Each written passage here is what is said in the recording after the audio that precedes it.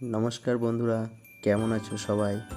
আজ বড়দিন, 25 ডিসেম্বর।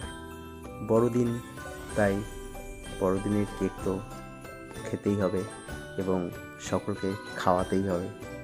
সেই জন্য আজ ছোট ছোট বাচ্চাদের কথা ভেবে আজ কেক বানাচ্ছি, যেটা হচ্ছে সান্তা ক্লজ।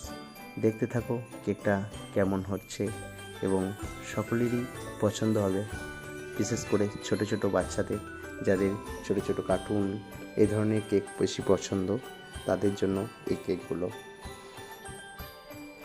আজ সবাই কেমন কাটালে সারাদিন অতি অবশ্যই যেন শেয়ার করবে এবং কমেন্টে অবশ্যই জানাবে।